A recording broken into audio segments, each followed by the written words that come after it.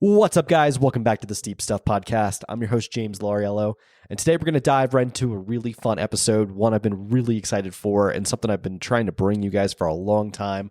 None other than Cade Michael is on the podcast.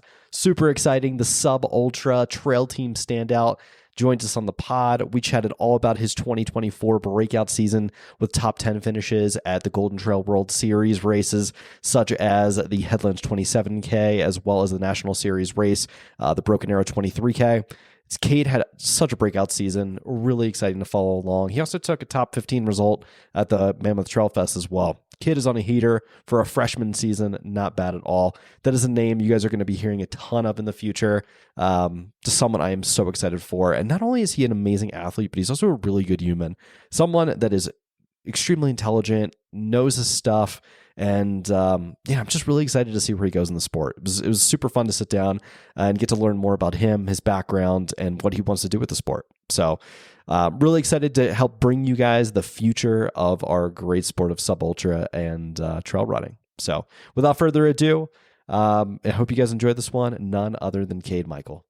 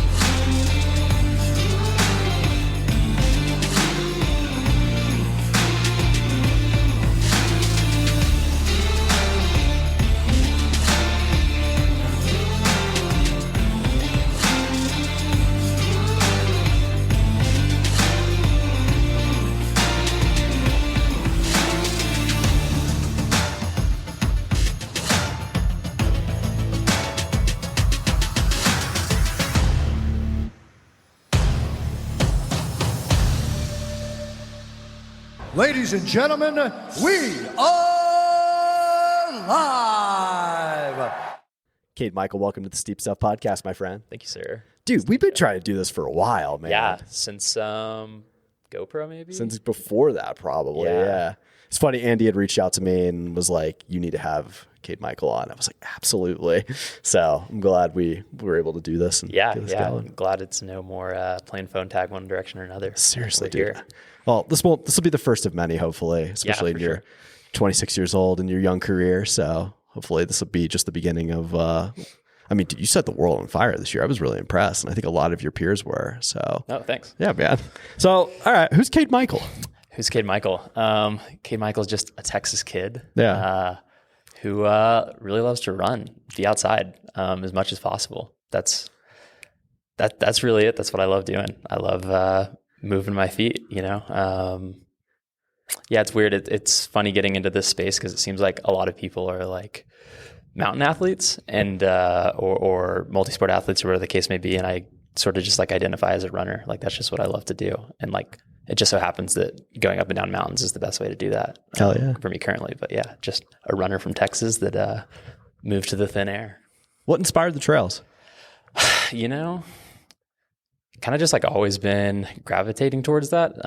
Like in high school, I'm from not a cool part of Texas, like West Texas, where we have football, oil, and George W. Bush. Are you like one of those Permian kids? Like I love Friday Night Lights. Sure. Like so Permian High School is like 10 minutes from my childhood house. Really? Yeah, I went to Midland High School. So they're like our rivals. So it's in the movie. It's, yeah. Friday Night Lights. That's us. Not a lot to do out there. Oh my God. But the nice thing about it is you're in a part of Texas that's like really close to New Mexico or really close to Guadalupe Mountains National Park or Big Bend. And so just spent like the second I got I think the weekend after I got my driver's license. Oh, yeah. I think like the weekend after I got my driver's license, my friends and I went backpacking in Guadalupe National Park. And then we just like kept going every weekend. And, I was running cross country and track at the time. And then we just like set up our backpacks and then just go like run up to the highest peak in Texas, which, Dude, I've been there. Guadalupe's dope. It's great. It's amazing. Hot. Yeah, and kind of got inspired by some friends that are still running these days, like Blaine Benitez, who's from out in West Texas too, doing things like that. And just was gravitated towards that, and have spent like summers and winters my entire life in Taos, New Mexico.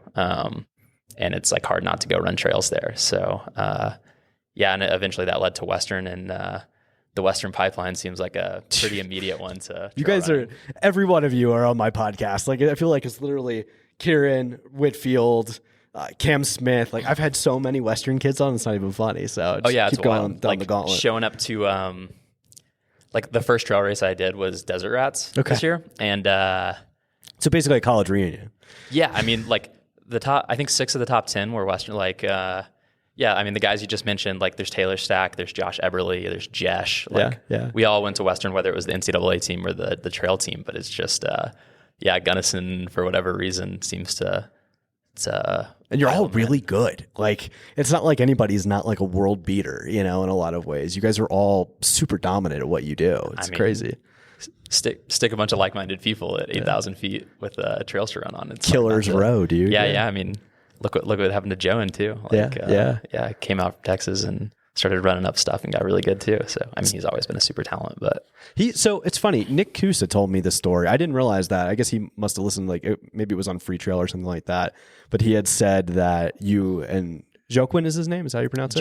Joan. Yeah. He said you guys were close. So that's interesting. So yeah, Joan is like my best friend. Before I went to Western, I went to Texas State. Okay. And then I transferred during COVID, like everybody else did. But Joan was a couple years above me and graduated and didn't have any like immediate plans, and he's from Waco, but was just my best bud. And I was like, dude, you need to come out to Western, like move out here. And I didn't expect him to say yes. And he like messaged me back and was like, I'm doing it. Like I'm coming out. So we split a room for a couple of years in Gunnison and then lived together in CB, and he's still up there baking bread and crushing Cirque Series. Yeah, dude, he turned a lot of heads at A Basin this year.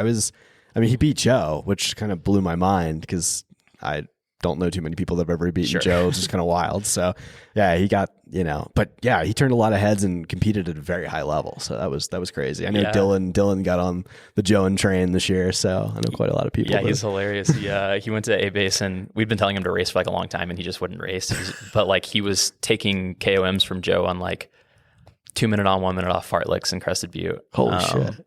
And had this like vendetta, I think, against Joe. Because I just had Joe on the podcast on Monday. So perfect.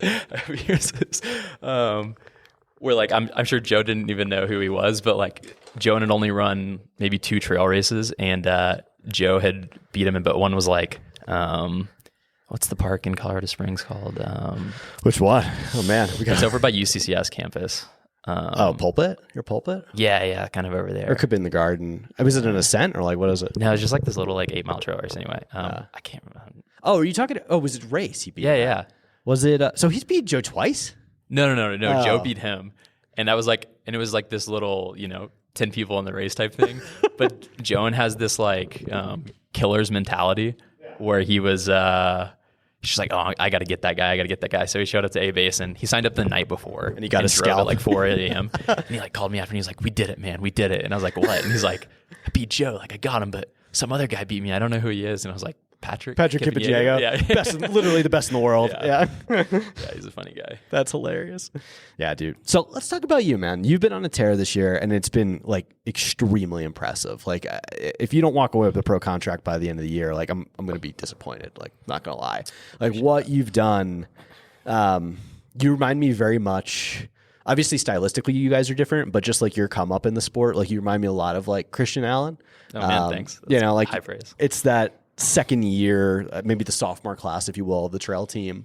So let's talk a little bit about that. How you got on the trail team, how you got connected with Andy, and just kind of how your career evolved from there. And then we'll talk about your racing season. Yeah, absolutely. So I finished up school and was planning on running again in 23 for like a COVID year and doing my MBA at Western, and just some weird bureaucratic stuff. And I didn't get eligibility back that I had sort of been told that I was. So life got thrown for kind of a 360 there, and wasn't running in college anymore and didn't really know what I was going to do. And I had been training, and I got told this like in August, right before cross season. And I was pretty bummed because I'd spent the whole summer training pretty hard and thinking that this was going to like sort of be my year. And I was frustrated and kind of bitter towards running at the time, and needed to sort of take that fitness somewhere else. So I did the whole triathlon and then cycling thing for a while or whatever.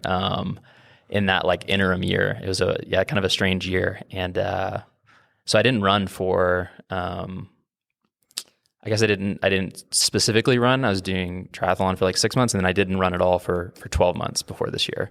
So my old roommate, when I was living in Superior, Boulder adjacent, It's true. Alex McCarsky, who ran for Cornell, he was wanting to get back into running, and like was pretty close to the sub 4 barrier back in college and wanted to get back to that. So I started running with him in what was like going to be my cycling off season or whatever. And just like sort of fell entirely back in love with it. And Alex had applied to the trail team, like elite program, and sent me the application and was like, Cade, you got to do this. Like, you love running and you love running on trails. And I didn't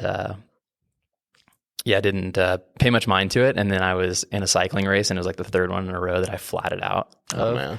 And I was just like pretty upset, slashed a sidewall, was sitting in the back of the like follow van, getting a ride back to home base, and just like pulled out my phone and just like submitted the application. Wow.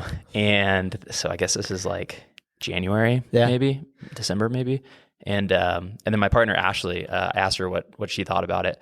'Cause, you know, if you're on part of that program, it's a commitment, right? Like that's what you're going to do then. And Ashley immediately responded and said, you should do this. You love running. And it was the first time in, 18 months that someone had told me to do something because I loved it and not because I was good at it or it would be a logical next step. So that really struck a chord with me. And then it was sort of like, whether you get accepted into this program and get support or not, like, is this what you want to do? It's like, yeah, absolutely. So that made the decision easy. And then, didn't expect much of it because of the caliber of people that get selected for the trail team elite. It's kind of daunting when you have people like Anna and, Mika, Slim, Lauren, like Mika's another one, world beaters. Yeah, just killers. Sam Hendry, like, you name them. And then when I got the call for the interview with Andy and Carly, thought it might be like a pity interview because I'd run with them a couple times then. But I was selected for the team, was super grateful. And, I got plugged into that. So that was sort of started like actually running again in January, and first race was Desert Rats, and it had been exactly 2 calendar years since I had raced. Yeah. Wow. Now, Andy's really taken, like, I feel like there's like a very strong mentor-mentee role between the both of you. And I know one of you, somebody's posted about it on Instagram. I think it might have been Andy. What is that been like working with one? I mean, Andy, hands down, like, he's a first ballot Hall of Famer, one of the greatest to ever do it. Like, what is that like? Yeah, I mean, it's that the photo you're talking about was funny. It was we like finished a run with his mentor, which is this guy named Jeffrey, who's like I don't know. I want to say he ran like 211 back when 211 was good, Wow. Receiver shoes. And Jeffrey's still out here, like ripping 540 for 12 miles every day. He doesn't know how to go slow. Anyway, I went on a run with Jeffrey and Andy up at Batasso, and and I think Andy was pretty struck by like the generational thing that was occurring there. His mentor and then his mentee. It was like, I don't know, grandfather, father, son situation going on. And then like immediately after we finished this, I don't know, we probably ran 12 or 13 miles. Andy was like, let's go scramble a flat iron. And I had never done it before. So we went and did the second flat iron like immediately after that. And I think that's where that photo and some of the sentiment behind that came. But it's been great. I mean, like, I think I'm the first on the trail team elite that's a Boulderite or a Boulder transplant anyway. That makes sense. Yeah. From last year and this year. And just the first one that's gotten to, really like train with Andy and get mentorship besides just, he's great at communication, giving advice and stuff like that. But like, it was very apparent after Breakneck that I was really bad at downhills. So Andy gave me like a 6-day downhill crash course where we just started flying down stuff. And after that, I find that technical downhill is, somewhat a strength now. Yeah. And then like, a sunglasses brand reached out to him and wanted to do an FKT, and it was really selfless of Andy to be like, oh, I want to do this with you and include me in that. So we went for one of Andy's old FKTs on the Mesa Trail here, which is obviously a pretty prominent one. So it's just been really special being included in all of that and getting to watch him and get tugged along for a while, and then hopefully tug him along a little bit too. So. Yeah. Oh, dude, I love it. So it was very apparent to me. So you and I had talked just before GoPro Games, And then all of a sudden, these pictures start showing up at the 5K where you and Tyler McAnlis destroyed each other. And I was like, this kid's special, dude. Like, this is Christian Allen, another year of like where we've got, just these killers on this team. And then it blossomed into Broken Arrow, and you just had a really impressive season. And then you went to Europe. So maybe we could talk about that journey and just like how you've grown over this summer and just like what this whole season of trail races has really done for you career-wise and personal growth-wise. Sure. Yeah, man, it has been. Feels like an eternity ago, right? Yeah, it's only been a few months. Races. I felt like I was racing every weekend for a while. Yeah, man, the GoPro 5K was so fun. Talk about that. It was just, well, I wasn't going to do it because the 5K is not like the premier event to GoPro, obviously. But then someone mentioned that you could get some free Terex shoes. And I was like, oh yeah, like 5K won't hurt the engine for 2 days from now. And people had mentioned that like in the past they ran like really slow and no one really did it. And then I got on the start line and noticed that Tyler was doing some strides. Like, and then like Jesh was in it. Yeah. It just became very apparent very quickly that it was going to be a really hard effort. It was just so fun. Like, I think a lot of times there's, at least from my outside perspective at the time, the trail running is like one person comes in and then another person comes in like 5 minutes later. And it's like a lot of you against yourself. And that was just racing, like I think Tyler and I went back and forth 6 or 7 times in that race on the uphills and the downhills. Cause man, can that guy climb. He's a monster, dude. Yeah. And that just like lit a spark for the 20K too. And racing somebody that has that kind of a pedigree, like on the roads and the trails was really encouraging. And I think maybe that's a good segue into how the whole year went, is like each race I felt like I got more and more confidence that I maybe belonged or at least could like compete and have fun. And these guys were peers and not people on pedestals. Right. Yeah. And that became more apparent from race to race and helped with, like it's hard. How do you not have imposter syndrome when you mentioned Broken Arrow, right? When you're next to like Jim Walmsley and all these Patrick and you're under the whatever the European Arch or whatever they ring the bell and it's Eli and it's the Kenyans and it's Slim and stuff. It's hard not to have imposter syndrome. It's crazy, like, right? These are the guys, right? Dude, I'll never forget. I was at the start line at Cirque Brighton and I look over and I thought I was like, all right, so Avery Collins is here. I was like, all right, I'm like sizing up the competition. And I look over my shoulder and there's Patrick and Philemon. And I like introduce myself to Patrick. And obviously Patrick was gone in the blink of an eye. But like, dude, it was just like so wild to stand on a start line with these people. It was bananas, absolutely bananas. Yeah. So it's cool, right? It's weird. Oh yeah. I mean, it's amazing. Like that's, trail running in particular is like pretty democratic in that way, right? Like in a lot of other sports, you get to see the heroes, but you don't get to race the heroes, right? That's right. And, that's right. Anyone can sign up for a Cirque series and, throw down. I heard, I heard a baker from Crested Butte signed up for a Cirque series and drove over at 4:30 in the morning. Fucking whooped everybody. Exactly. So what was Broken Arrow like for you? Because I knew you. What did you raced the 23K and the VK, right? Yeah, the VK felt like an 800 that lasted 31 minutes, or however long it took. A tough race, dude. Yeah, I decided pretty quickly I'm not a VK fan. It was you go up that first Taylor said the same ski thing. slope or whatever, yeah. And I don't know, I felt like I was completely maxed out, and then you hit the fire road, and I was in maybe like 40th, right? And Mika comes up next to me and was like, "It's a long race, man. Like, it's time to go." And I was just like, I hope it's not a long race. Like, I'm done with this. And then Mika just, goes all the way up to third, and I kind of creep my way up. But the VK was tough and not my favorite. But come to the 23K, that was just it's just a blast because I love longer.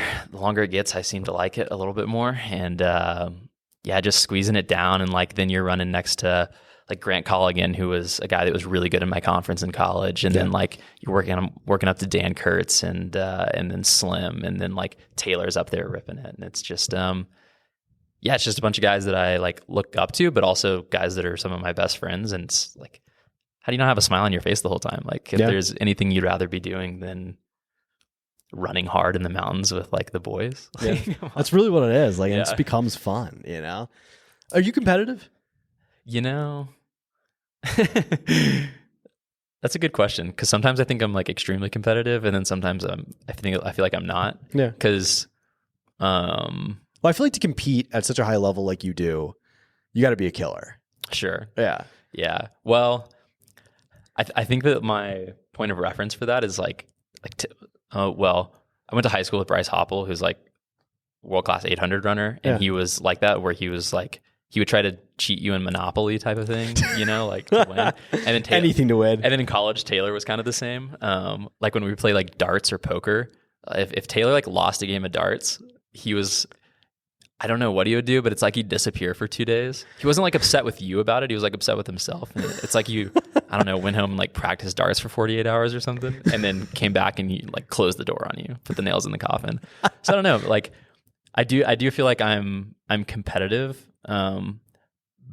But that doesn't seem to be what drives me to the greatest levels of success in races. Like I have a better time when it's internal and I'm like competing against guys that I don't necessarily want to like kill, but like, something that comes to mind is at Headlands, just like, you know, being in a group with like Bart and these guys that are like icons of the sport, but then also like Mason Copey was right there. Yeah. And just like chatting with him, like, we can do this, dude. Like we're in this, we're in the top 10. Like we gotta he's keep one fighting. of my favorite people in the sport. I love Mason. Yeah. So like, I wanted to beat Mason, but also like the longer he's there, the more that gives me confidence that maybe I'm not like stepping somewhere I shouldn't, biting off more I can chew. And I don't know, just fun with the guys. Let's talk about your European tour. Sure.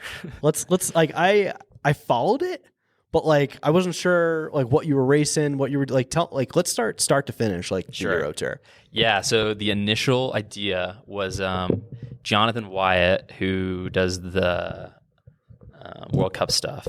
I reached out to him and was just going to do the whole World Cup circuit because that's what Remy LaRue had done the year prior, and worked out really well for him. And Christian had done the World Cup previously too. So I went over and did the Austrian World Cup. And that was sort of maybe the only race of the season that I just had like a pretty bad time at. Met some really cool people and had a phenomenal trip, but just something seemed kind of up, and I made the uncharacteristically conservative decision to sort of cut some of those races because I was going to race like 8 back-to-back weekends, and my partner Ashley races professionally in the European peloton, like cycling. And so she was living in Girona. So, after that first race in Austria, I kind of just wanted to go like train because I felt like I hadn't since starting back to running early in the year, hadn't got a huge training block in. So I went to Girona and got hooked up with a really cool crew there, including Christian Meyer, who won TDS the previous year, and Lucy Bartholomew and company, and just had like a great training stint there. And then tried to get into Sierras and all, but obviously like you can't get into Sierras and all, like unless you're... What was that like? Did you just like reach out and say, hey, can I get a bib? Yeah, pretty much. Cause I knew that a couple Americans were dropping out, like Andy, and there were a couple of people that ended up not going. And so I just like reached out to the race director trying to get the American bib that was already out there. And then since it was a World Cup, I was hoping Jonathan Wyatt could get me in, but like it's Sierras and all, it's the Super Bowl, right? Yeah. So that didn't happen. But did a couple more World Cups in Italy. I was talking to Davide at Sportiva last night at the Boulder Schemo event, just about like, man, mountain culture in Italy is something else. Like I did the Giro de Mont World Cup race, which was quite an intro into what Italian trail running is like. I think it's 30K with 3,000 meters of gain, and it's 3 VKs is what you do. It's just up, down, up, down, up, down. Oh my God. But you connect like a dozen villages that are like 1,000 years old and are only accessible by trail. And each one has like their different costumes and themes and stuff. And it's the event of the year for them. And so the stoke around that is crazy. So, I don't know. Europe's wild because it's like less of my European tour this year or whatever seemed like maybe less of a party among the athletes, maybe just because I didn't know as many people as I did at the US races. But such a party of the community, like everybody, it's not just like some mass event like at Broken Arrow where everybody's running or Mammoth Trail Fest, but the field sizes might be smaller, but like the community behind it is wild. It's they're fans of the sport, right? Everybody's there cheer. It's I don't know. I feel like it's like climbing Mont Ventoux in the Tour de France or something. Yeah, right? There's tunnels of people ringing cowbells and dousing you with, I don't know, Prosecco or something. So great. What is that like, having a partner that also competes in a sport at a high level? Yeah. Cool. Absolutely. She's like world-class climber on a bike. She actually retired like a month ago. Oh, wow. Okay. Sort of went after it for a couple of years and decided that she was really passionate about other things, and had the poise, I think, that a lot of people might not have in professional sports, to realize that she didn't love it, even if people told her that she should, because she was really good at it. So now she's doing all kinds of other things. Like she's got one of the biggest run clubs here in Boulder now that she started. And it's so interesting seeing people that like compete at a high level, then go do different things and still operate at an extremely high level and become successful at whatever they do, right? Oh yeah. I mean, so cool. When you ask about the competitive thing, like she is that. Yeah. You know, she's just like an achiever. So everything she does is at the highest possible level. But sorry to answer your question and get back to it. It was cool. It was hard at times, as well, because A, you're both always tired, and B, you're accommodating like race schedules, and someone's always someplace, and training schedules don't always align, especially when it's different sports like that. But it's really cool to see someone else like chase after their dreams. And it was really cool watching her succeed in a sport, because she was a runner in college, and sort of the classic, like always injured, I think like 8 stress fractures in 4 years or something like that. Wow. And to just see her sort of get chopped down over and over again, when the hopes got up, and then convert to a sport where she just like had immediate success and accelerated to the top level in the world, was pretty like inspiring. And it's like hard not to chase your dreams with reckless abandon when like the person you love most is doing that too, Hell yeah. Yeah. Dude, what do you like now that you've had a year to kind of figure this out and follow the sport and see what you like, see what you don't like where do you want to take this thing? That's a good question. Don't tell Andy Wacker this, but like I like running long, Oh, really? Oh shit. Yeah, maybe the wrong podcast. No. That's I love the Golden Trail stuff too, and the World Cups and the shorter things as well. But the 50K in Whistler was a really good time, and I like congrats on that stuff. On that, by the way. Yeah, I appreciate it. Maybe I shouldn't say that I raced Whistler too loud. No, you're good. You're good. But nobody cares. It's fine. I don't know. Like, especially as this the season sort of comes to a close, and it's like contracts time, and everybody's talking about it, and everybody's signing or whatever. I think that at least for me, because it's been a little bit rough going in that sense, there's like a come to terms with it, where you have to decide what you want to do for you. Yeah. And I think that's the case, is like, regardless of external support or not, like I'm doing exactly what I want to be doing. So I'm going to keep doing it. In terms of where this goes, I don't know if that's Golden Trail series stuff, which I'm looking forward to next year, getting to be a part of the series and race all of them.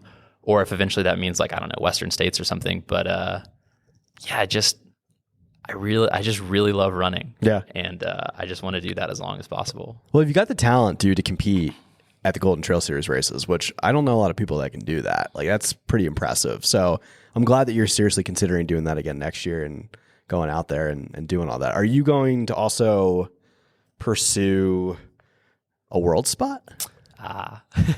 Yeah, I think, man,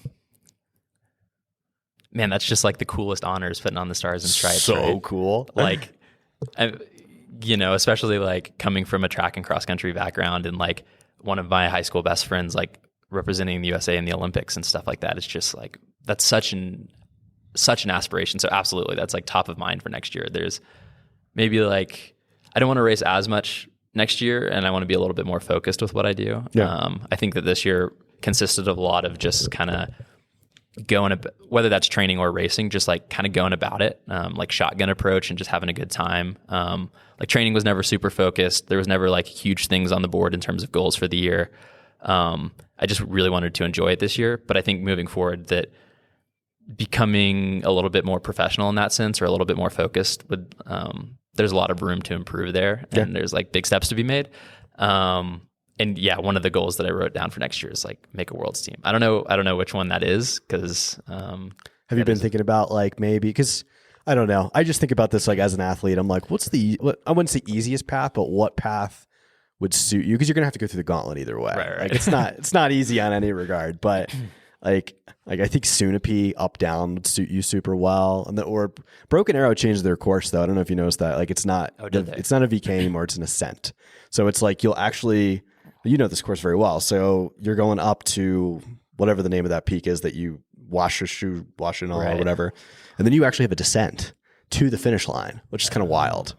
Interesting. Very bizarre. And I think it's like 7 or 8K or something like that. So it's a bit longer next year. So it's going to be very different. But yeah, I think there's Did they do that to like mimic the course in Confer Inc? I don't think so. Yeah. Yeah. And so I actually just had Tom Hooper on 2 days ago, and we talked about this and went pretty in depth. And I had Joe on Monday, and we were both looking at this course, like scratching our heads. Like this doesn't really mimic anything, and it's kind of confusing. So I don't know if they did that from like maybe I wouldn't say a safety, but like from the perspective that you're going to have so many people up there. It's got to be close to a gondola to get people down. Yeah. So that's the only thing I can think of. I have no idea. But it is a little bizarre that it ends on a descent, which is very strange. So, yeah. But Sunapee looks good. They both, I don't know, plus the 46K for the longer course looks, oh, you're giving me a smile. Is that, dude, that's a gauntlet too. You're going to have Michelino Sinceri back there. Good luck with David Sinclair. He's a fucking animal. Yeah, I just talked to David Sinclair today. We're trying to get him on the podcast, and like he's going. I don't know if this is official yet, but he's going to JFK to go race Eli. So that'll be fun as a matchup. Yeah, that could be a precursor of what could happen at Broken Arrow. Yeah. So it's going to be just killers row. Jack Hensel races too. Yeah. You think it's going to happen? I don't know. Jack? Yeah. I mean, I didn't even know who he was. I apologize, but like at Giro de Mont. Okay. And that was like, I think his first race after all of like his FKTs and whatnot. It's just like, he just crushed it. He's just. I know he raced. What was the one he won or came second in? What was that? That was some like crazy Treverna or something like that. It was right after Giro de Mont, but he did at Giro de Mont like it was a World Cup race, so a bunch of the Run Together guys came, not named Patrick and Philemon, but like equally as good, and Jack just like went with them. Really? Like, yeah. No. So Jack's got a huge engine. Then he's a monster. Oh yeah, it was super impressive. Yeah, I don't know. But yeah, Broken Arrow should be. It's a weird one though, because not only do you have the 46 and the VK being qualifiers, but there's like rumblings that maybe the 23K is a World Series race next year. Oh, dude, really? Which would be awesome, because it should be. Very well should be. Because with Worlds being late, they can't do like the Headlands Mammoth double. So it might be, I've heard that it might be earlier. And Broken Arrow is like obviously a great established, like Brendan does an unbelievable job with that event. So the only reason there's lots of choices that weekend then with a lot at stake. There is a lot of choices and a lot of there. And the only reason it hasn't been, to my knowledge and just knowing race directors in the space, the only reason it hasn't been a World Series race is just because of where it sits on the calendar. And had it been similar weekends to like Mammoth or Pikes, it would have already been a Golden Trail Series race easily. So yeah, sure. It's a bummer, but it would be very sick to see it next year be that big. It's a cool course to be. Well, first of all, you never know what the conditions are going to be like. That's right. Or so I've heard. I've only done it once, and I had like elite conditions, but compared to previous years. But dude, 2 years ago it was terrible. Yeah, the Glissade Parade. Glissade Parade, and then wind. Like they did it like 2 loops for the 23K because of a wind. It was horrendous. Yeah. But man, what a dynamic course to have like a Golden Trail race on. Yeah. Because steep stuff, fast stuff, some tacky stuff. Like, it'd be great. What else are you thinking about for 2025? Well, I got the OCC qualifier, so would love to do that. Yeah. It just like, I remember, I think it was like, there was like the ice apocalypse in Texas way back in the day, and I was when I was there in college, and so over break I was running on the treadmill at my parents' house and pulled up like a Billy Yang video, and this is like my genesis in trail running, my introduction to it, and there was a movie that he made with like David Laney and Zach Miller and stuff on Chamonix, and ever since then it's just been like, wow, that's a cool place to run, Yeah, and I just really enjoyed Whistler was like relatively similar in terms of distance, time, and elevation gain to OCC, and I just like, had a really good time there, and enjoyed that sort of pace and cadence of racing and figuring out the puzzle of the longer stuff a little bit, while still like 50Ks you can still run pretty hard. So so OCC for sure. Would love to do that. Golden Trail World Series was fortunate enough to get the top 30 spot for next year and get on the circuit. So I'd love to do that. And then Worlds is pulling on the stars and stripes is a dream for sure. I don't know if you picked up on this, but I was a little annoyed at the Golden Trail World Series thing when they put the tab up there. They called you Michael Cade, not Cade Michael. I don't know if you caught that. Yeah. So actually, just this year, I think one of my parents, they're both retired, so probably spend a lot of time like looking on the internet at stuff about me, I would guess, or trying to find stuff about me, thinking I'm a bigger deal than I am. Discovered that I had 2 separate ITRA and did I say that right? Is it ITRA? Yeah. ITRA and UTMB index profiles, one for Michael Cade and one for Cade Michael, and my results like weren't compiled. And so I reached out to both of them to get that. But it's been my whole life, 2 first names, man. When I'm at coffee shops, I just say Michael because it's easier. Yeah. All right. So 2025 looks pretty sweet. There's a lot going on there, a lot to do. What are you going to do? Like any type of build for like marathon or anything like that in the off season? Yeah, it's a good question. I've I have an interesting relationship with my coach. It's me. And kind of always trying to,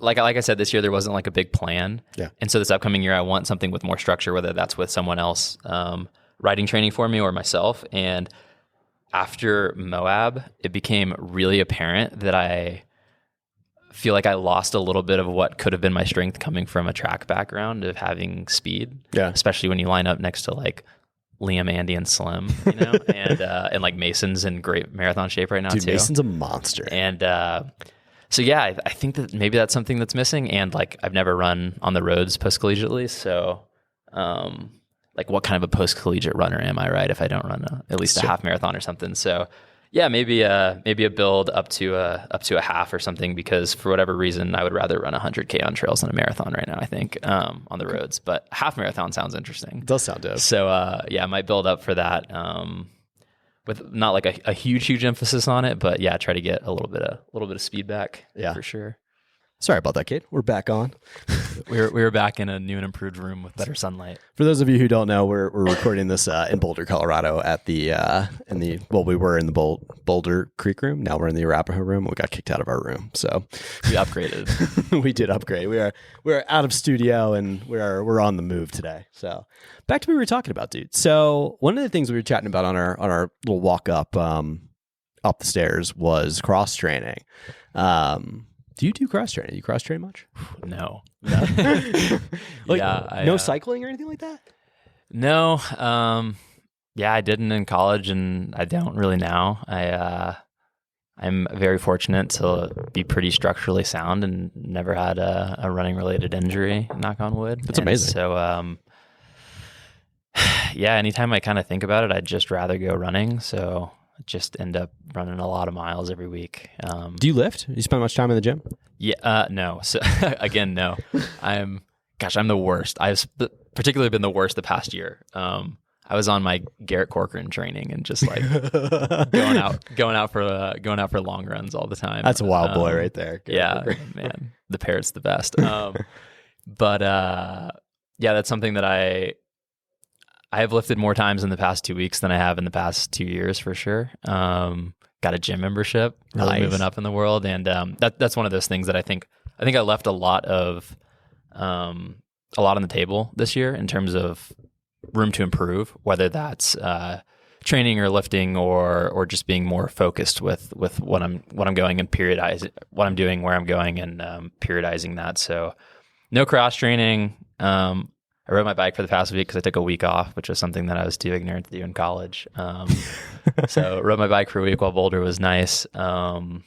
back to running now. And yeah, I've been lifting because for sure saw benefits of that in college in terms of just biomechanics more than anything. Yeah. Dude, it blew my mind. I was with Cam Smith recently, and he's in the gym like 5 days a week. He's a monster. Oh yeah. Like, have you seen the Instagram videos where he jumps up the stairs? Yes.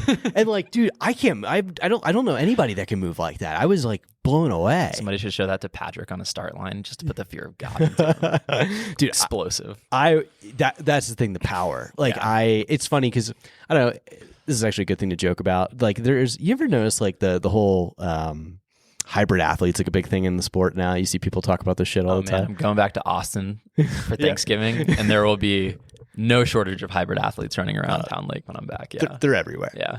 Well, dude, if you're like pound for pound, if you're like to take Cam Smith versus any hybrid athlete, like Cam Smith would demolish them. Like he is legitimately one of the like, dude.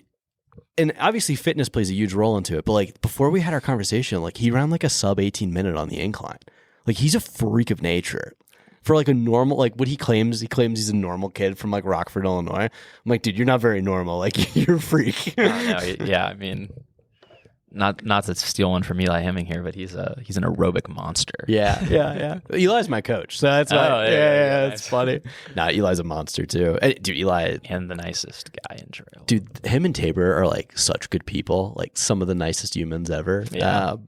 Soft-spoken, kind, good people. But dude, I can't wait to watch Eli and David Sinclair take each other to the woodshed at JFK next week. It's gonna be pretty. Is it next week? I think it's next week. That is.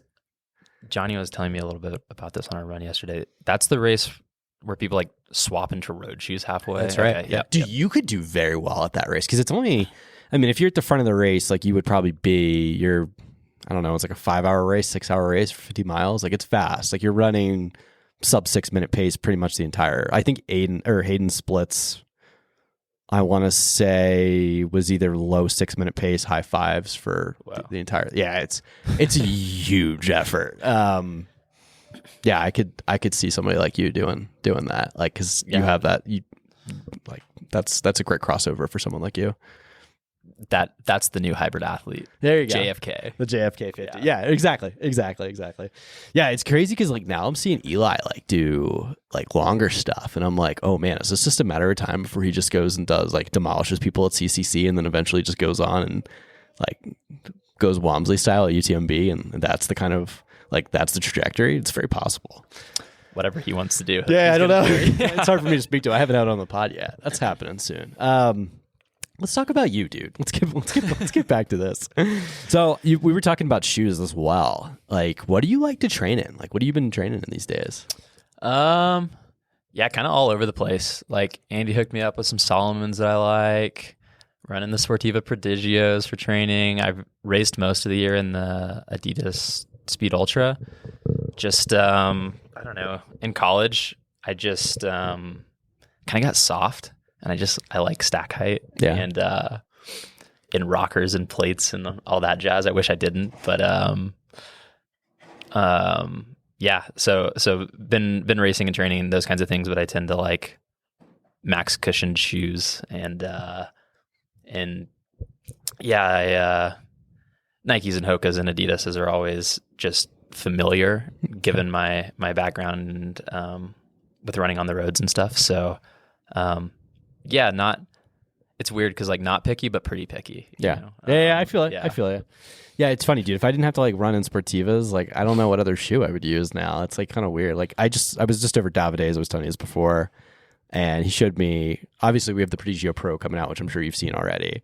But like he showed me the next iteration of that, which was like a trainer. I probably shouldn't even say this on the podcast, but I don't even know what it's called. But I'm like, oh, dude. And I've been trying them on. I'm like, yo, this like the rockers, the technology is just getting out of hand. It's so crazy, like what trail shoe technology. Now, and the reason I say this is because you've been running in the Adidas Agravic Speeds. I think it's Agravic Speed Ultra. Is that what it's called or something like that? Yeah, the big ones. Do you have, what is that like? Because I've never tried them on. Is like stack height, like how do you have stability in those things? They're like pretty wide under the forefoot. Is it? So, I mean, I raced like the Golden Trail final was pretty gnarly and pretty technical, and I didn't feel like they were a bad shoe for that. the lug depth is pretty shallow, but they're pretty stable up front. The heel's kind of narrow, and it's strange when you put them on because they're so rockered. Yeah. I don't know, but clearly a company like that is putting plenty into R&D in terms of what athletes say like out on the trails. So yeah, it feels pretty normal. What I was getting at is your shit about shoes, which you just clearly demonstrated. So Yeah. Are you like a shoe geek at all, or? Man, I wish I wasn't. I was just really impressed. You just kind of blew me away. Well, yeah, I think I just got like pretty picky in college with and just got pretty interested in. I am the generation where when I entered college, super shoes were not a thing. Yeah. Like the super spikes were not a thing. Carbon plates were not a thing. People were still running in like very minimal shoes. And like Kipchoge was wearing streak LTs in the marathon when I went into college. And when I left college, 2 hours had been broken in the marathon, right? Like it was a huge leap over the course of 3 or 4 years. And I was at a school that was an Adidas school, and they were like slightly behind Nike initially. And so there were like clear disadvantages in the early stages of that. And anyway, that stuff just like always interested me because I was both before and after the rapid progression that happened after Kipchoge and Monza. And now that's happening on the trails, right? Like everybody's coming out with a super shoe now. It's great. It's an arms race, dude. It's funny to hear you talk about Western and their Adidas shoes. Like you're not the only person. Oh, that was Texas State. Adidas Texas State is Under Armour, and we could kind of wear whatever we wanted. But was it Adidas though? Because I think it was Brian Whitfield was talking shit about whatever shoes you guys were wearing at Western. Well, Brian was on the the mountain sports team. That's why, which is an Adidas Terex team. There you go. Not to put words in Whitfield's mouth. Josh hooks him up. But we always joked because the mountain sports team had nicer equipment than the NCAA team. Did they really? Because we were Under Armour, which had like great gear and stuff like that. But we're all wearing Nikes or Hokas, or whatever the case may be, Asics when we're running. So that was always sort of the ongoing joke. Is the mountain sports team would be like on the other side of the field house, stretching out for their run on the trails before we were doing a track workout, and we were like, oh yeah, they got nicer stuff than we do. Dude, that's hilarious. Talk to me about, so one of the things I've been dying to ask you was your experience at Headlands and then you ran Mammoth too, right? I did, yeah. Yeah, so you did Headlands, Mammoth, and then the final. Yep. Dude, that's a gauntlet right there. Like, tell me, which one did you like Whistler more? What's that? And Whistler between those. Oh, you did Whistler? Dude, so that's like, you went back to back weeks then. Yeah, right? I went Headlands, Mammoth, and then I flew from Mammoth to Whistler. Wow. I don't know why I thought Whistler was like before. That's crazy. And then over to the final, yeah. Let's talk about that, man. Sure. That's a block of races right there. What did you, Headlands was so fast, obviously. Yeah, that was maybe my favorite race of the year. Really? I don't know what it was about that course. Maybe it was sea level or whatever, but just, yeah, man, you line up. I mean, it was my first World Series race, so it was the first race at that level. And I just, I was somewhere between like flow and bliss the whole time, and running with Mason and Bart and Garrett and just friends and role models alike. And it was super cool because it was kind of misty, and I think that Headlands offered like a little bit of a different setting than a lot of trail races in the mountains anyway, because you come around this one corner and you've got the marine layer inversion and you can see the Golden Gate Bridge poking up. That's crazy. And it was just like, man, this is cool. This is pretty aesthetic. And just had a great time at Headlands. I felt like that was the first race since college that I felt pretty dialed into like routine and comfortable on the start line and just kind of ready to go. It was like the first one I like actually tapered into. Just had a great time. It was also the first time I had raced with Joan, who got to come out thanks to Free Trail, and it was just a good time. Yeah, I had a really, really good experience in California at both of those races, and particularly Headlands. Maybe it's just because I could breathe. I don't know. What did you think about that level? Like, were you nervous for that? Because that's a step up even from like Broken Arrow and pretty much everything. Like, I mean, I guess Europe obviously is another level, but this is a Golden Trail Series race. This is the high, like this is tip of the spear. Like, what did you think about that? Oh yeah. Imposter syndrome. I for sure, like on the shakeout and the course preview, and you see some of these guys that you you followed for a long time or whatever, it's intimidating. But maybe one of the reasons Headlands was such a,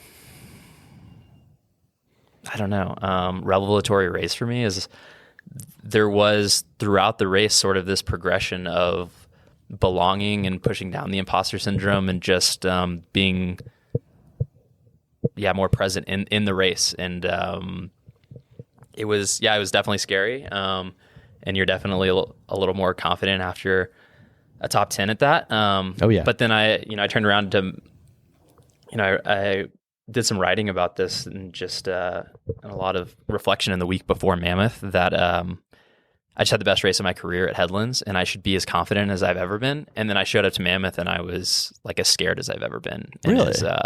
As insecure as I've ever been for sure. And I don't know how much of that has to do with the level of competition, but for sure. It was scary lining up against those guys and feeling like you belong racing them. Yeah. It's amazing. And I feel like, now that you're through the season and everything that you've done, you got to be so confident going into next year, dude. As long as you knock on wood, injury and everything like that, if you can avoid that, you are easily one of the picks to go represent Team USA. I think there's, I'm tooting your horn because I'm a big fan, but I don't know. I think you should have supreme confidence going, especially because of everything you just did, Yeah, I appreciate that. I'll see on race day if I have that or not. Maybe it comes throughout the race too, of just running. Yeah. Just running. It's so crazy, dude, because I've hung out with Taylor, Stack, Kieran, Nay, all these, all you young killers. It's just so crazy to see what the next generation of our sport's going to look like. I haven't hung out with Christian yet. We're going to have him on the podcast soon, but just so many of you young whippersnappers just coming for it, man. Yeah. Well, I'm glad you say that because my girlfriend makes me feel old. She's like, you're 26, you're 30 already. Oh, dude, I'm 33. I should have brought my fucking cane with me, man. Things are falling apart. It doesn't get any easier. It's a good sport to be an old man. It's true. Well, dude, look at Max. I just saw Joe the other day. Joe's about to be, he'll be 41, I think, by the time he runs for his next Worlds qualifier. So if there's anybody, it's just interesting to me, how, wow, we're starting to see some longevity in the sport. Maybe you can go at a high level for a long time. Max Stack shoes, man. Yeah, that's right. That's right. The fat boys, the fat shoes. Dude, so Mammoth, that's interesting. So you lined up not feeling great at Mammoth, not feeling great about what was about to go down. Were you able to stuff that down and switch to flip that mental switch throughout the race? Or it's almost like that exists outside of the racing or outside of the running. There's some dread that comes along with not being able to live up to, I don't know, my own expectations or outside expectations, whatever the case may be. And then once the gun goes off, that sort of all just dissipates because everybody's just a body with legs running up the same mountain. Yeah. And again, it's they're just people. What else would you rather be doing? What's the worst thing that happens? You run slow to the top of a mountain, racing against guys up a mountain. What a privilege. What a cool thing to do. Right. If there's anything else, there just shouldn't be any pressure with that because that's, like I said earlier, I guess that's exactly what I want to be doing. It's cool to get to do that. I used to get really bad pre-race anxiety, and I feel like I turned a corner this season with racing more. I don't know. I feel like racing more helps. Yeah. Whereas just getting in the groove. Right. If you just pick a handful of races and race that, I don't know. If you're taking a month or 3 weeks in between a race, I feel like that's almost not as smart because it's almost like you have to redo everything. Whereas if you're doing back to back weeks or something like that, right. I don't know. I almost feel like that's your body's used to it. Your brain is used to it. It's just, it almost becomes like muscle memory at that point. Yeah, there might be something to that because at Mammoth, I for sure kind of had that sentiment. I think maybe because of the good result at Headlands, and it was oh gosh, was that a fluke? Was it because of sea level? Was it because it was a lightning fast course? Did I deserve that? Did I earn that type of thing? And then Mammoth happened and went great again, and then third week in a row at Whistler, I felt dialed. Yeah. From step one. So yeah, that's interesting, man. So Whistler, you spanked obviously. How did that feel? Especially because it's a much longer race. Yeah, I think I disrespected the distance a little bit. All right. And how are you with fueling? Are you feeling? Sorry, I'm asking a million questions at once, but how did you figure out fueling and for something like that? Just kind of wing it? Yeah, Precision Fuel and Hydration has those like free consultations. Okay. And so I was just like, how many carbs should I take an hour? And they kind of like gave me a suggestion that's probably not at all dialed, and I just went for it. It seems okay though. Like I can stomach a lot of carbs and be fine. At Whistler was kind of weird because first of all, it's freezing. UTMB implemented their like cold weather policy, so we had to carry all kinds of gear. I think my pack weighed like 7.5 pounds. And you start at 2,500 feet and you climb up to 8K. Oh, wow. And so the change in altitude, like the first climb goes from 2,500 feet to 8K in the first 7 miles of the race. And I think the change in altitude is weird for fueling. It makes the stomach feel weird.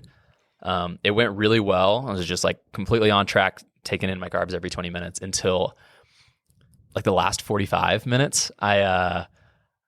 I just like wasn't feeling great on the downhill. I had twisted my ankle pretty bad and like threw everything up and couldn't stomach anything. And then David Norris was at the race, who I know just sort of by lore of Mount Marathon. Monster, and knowing that he must be like an unbelievable technical downhiller. And the race finishes with a long technical downhill, and I didn't have any splits or know where people were relative to me.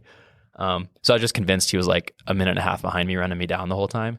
So I pushed really hard the last couple of miles with nothing in my stomach, and just I was cooked after Whistler.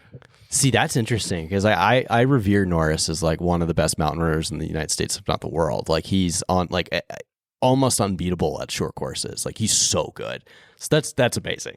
Yeah, it was cool to race him there for sure. It was funny on the starting line because when they implemented that cold weather policy, I had just come from California and like I didn't have any of the gear because they make you carry a lot, like waterproof gloves, warm gloves, 2 hats, water capacity, waterproof pants. Oh my God.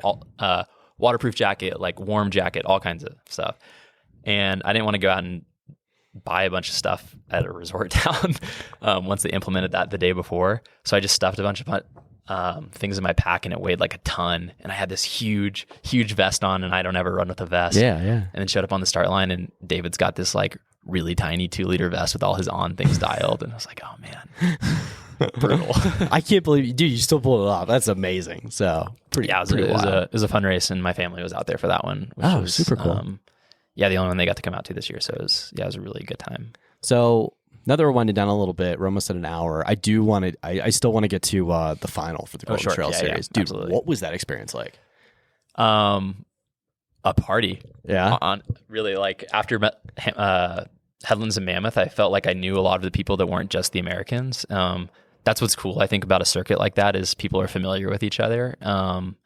And both from a marketing perspective, there's like a narrative to tell when people are familiar with each other in a series, but also just, from a friendship thing. So it was cool just kind of, pardon my French, but just like shooting the shit with everyone and dude, you can cuss. Like, I say fuck all the time. Messing around with like Elazine or whatever. Like, that's crazy.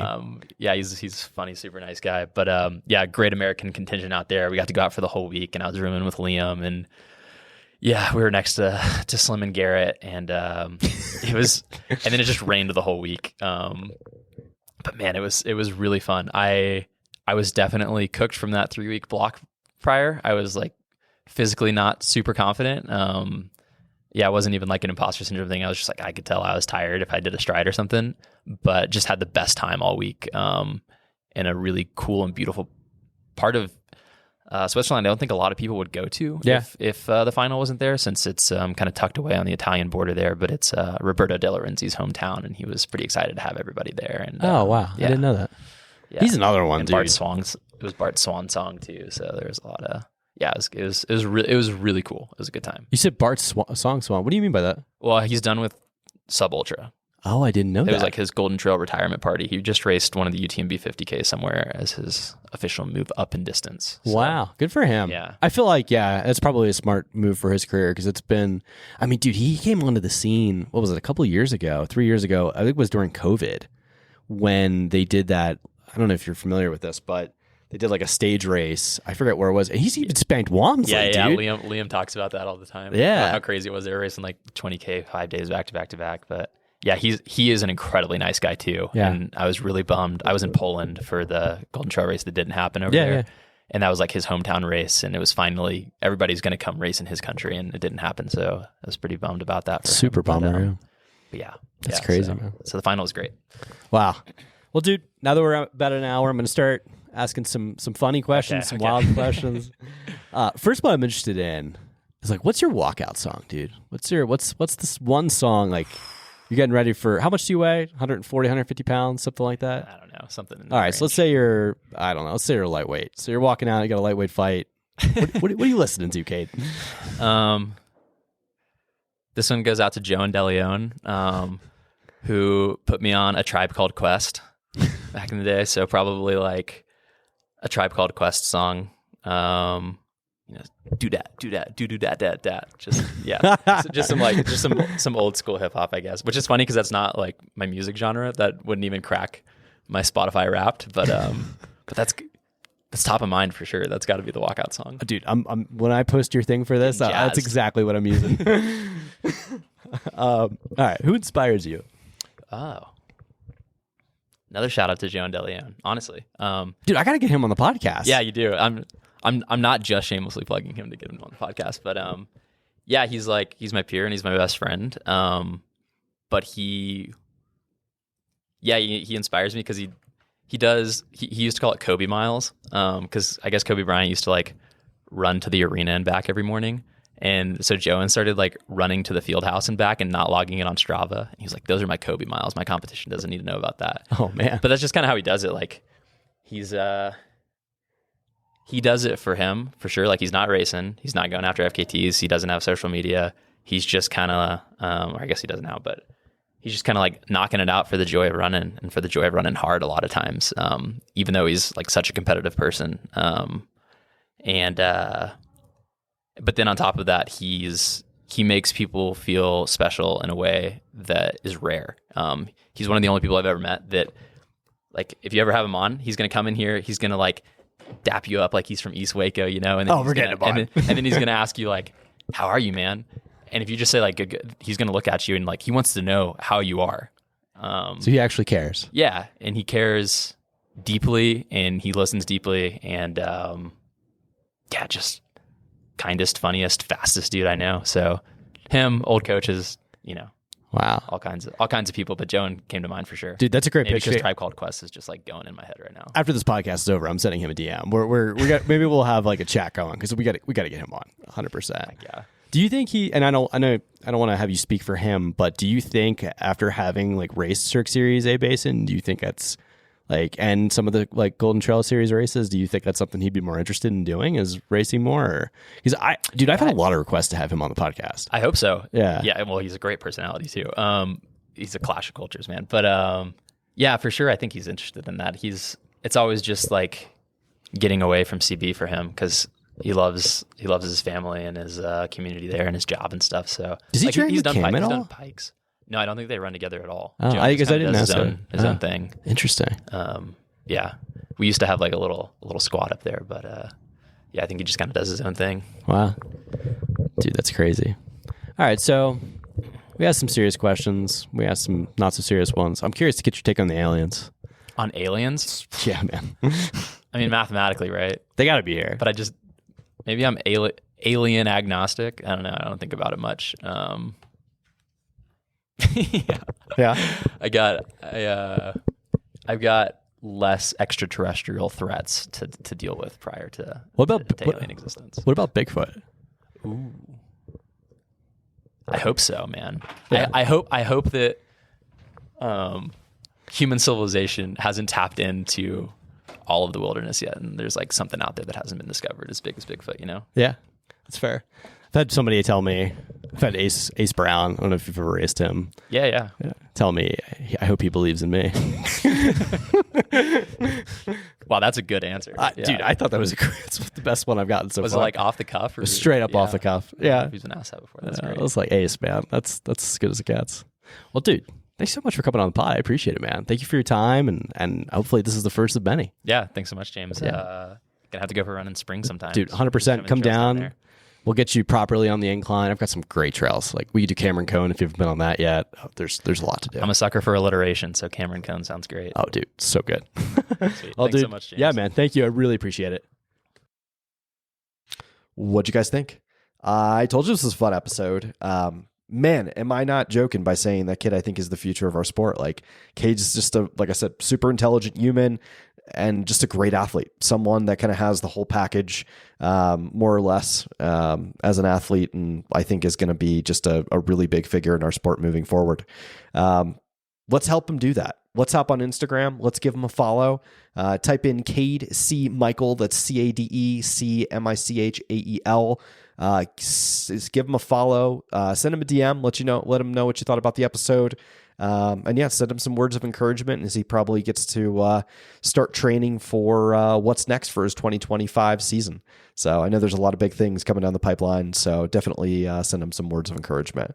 Last but not least, if you're a brand and you're looking for athletes, reach out to this kid. Definitely just a super big pickup. Someone you definitely want to build a team around. And it would be cool to see him on one of the big brand teams next year. So guys, I hope you have a great rest of your week. I really appreciate you listening to this episode. If you did enjoy it, please give us a 5-star rating and review on Spotify, Apple, or YouTube. That would mean a lot to me so we can get this episode out to the world. Because that's the plan, to cover this great sport of sub-ultra trail and mountain running. Guys, have some great runs this weekend, and we've got some fun stuff coming down the pipeline for next week. Have a great rest of your week.